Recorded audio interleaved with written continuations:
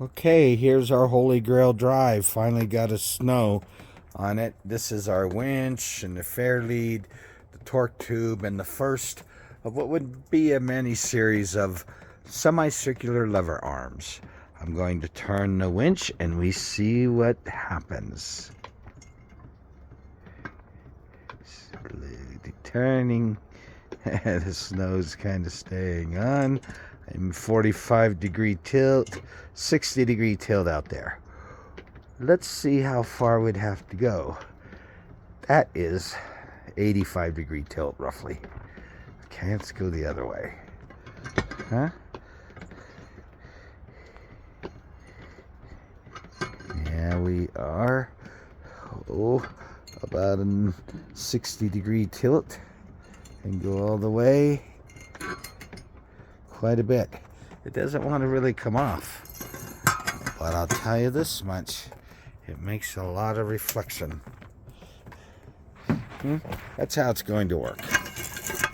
In the morning, what's going to happen on a snowy day is you point that toward the sun, and those solar panels are going to collect a lot of light and melt that snow off pretty quickly. And I'll tell you, the real thing that would be perfect is if you could forward bias those solar modules beyond their V open circuit, so they're driving current back in, not a lot, but just enough, and they all warmed up and melted that snow off really quickly. Okay, so Holy Grail drive, it just works. I can turn this all day long, and that cabling out there. My only concern about the cabling, the takeoff cables, is that first turn has to be HDPE, and that 90-degree turn needs to be HDPE.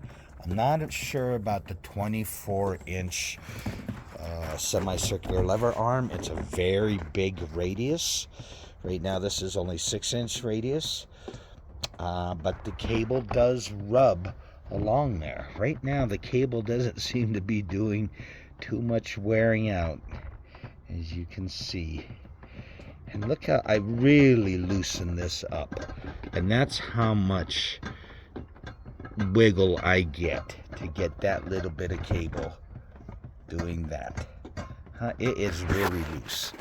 And I'm gonna put back here, if I hold that, this thing goes up and down, I don't know, 1 degree. Finally, and that is my 57 Ford Fairlane. I got it last Friday. It's been in the shop for about 6 months, and it's very pretty inside. New side side panels inside to make it pretty, and new felt all around the windows so it doesn't leak air. It's quiet. Bushings underneath it. Was driving all over the road. I hopped the curb with it at Safeway last summer, and I just had to bring it in. The brakes were locking up. I ended up getting brand new tires because the others were worn out because everything was just sloppy, and now it's clean, except that it doesn't have positive traction. It's only got 2-wheel drive, and it'll slip and slide in the snow. But I'm going to try to take this road at 2 o'clock in the afternoon to go pick up my wife to take her over to her second job. Okay?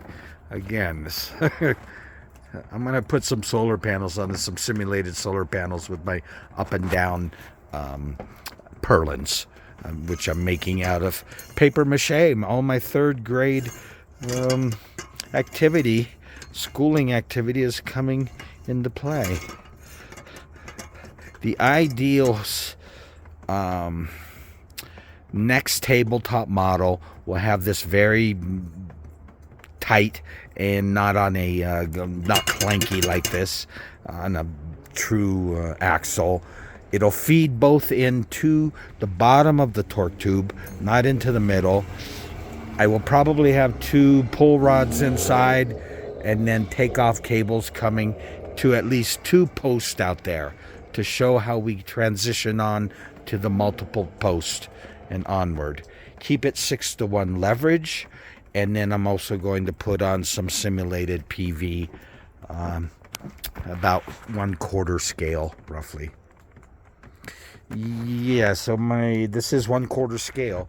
The winch will be an 8-inch diameter. This is a 2-inch diameter.